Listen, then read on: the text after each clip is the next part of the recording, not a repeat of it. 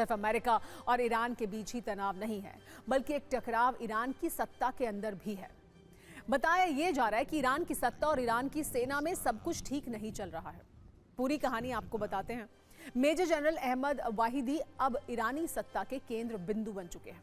ईरानी सत्ता से Abbas Araghchi sideline हो चुके हैं। ईरानी एनएसए जुल्कद्र का समर्थन भी अहमद वाहिदी के साथ है।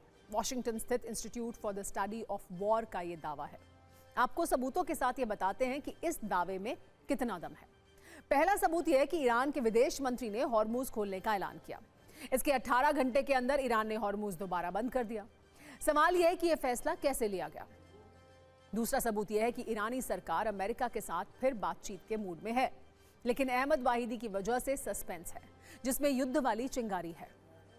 ईरान की शर्तों वाली जिद की वजह से पाकिस्तान भी परेशान है, क्योंकि दोनों देशों में शांति वार्ता वही करा रहा है। पहले दौर की बातचीत पाकिस्तान की राजधानी इस्लामाबाद में हुई थी। ये बात अलग है कि 21 घंटे की बातचीत में भी कोई ठोस नतीजा नहीं निकला। अब दूसरे दौर की बातचीत से ईरान ने जब मना कर दिया है तो पाकिस्तान की चिंता बढ़ गई है।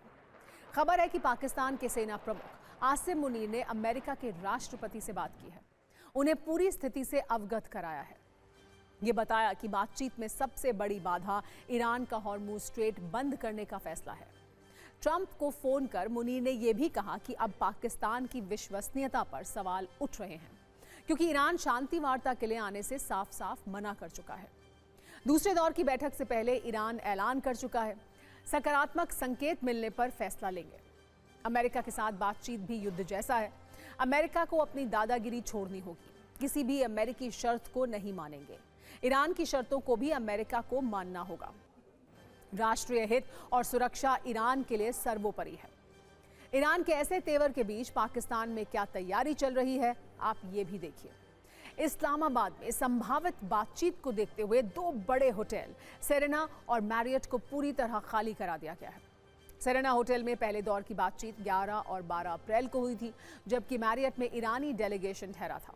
अब दोनों होटल को नए दौर की बातचीत के लिए तैयार किया जा रहा है। इस्लामाबाद में ट्रैफिक डायवर्जन लागू किया गया है।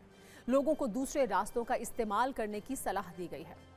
पाकिस्तान में क्या चल रहा है, वहां का मीडिया क्या कह रहा है, कैसे शांति वार्ता के दूसरे राउंड से पहले पाकिस्तान की साख दांव पर लगी है, आप देखिए।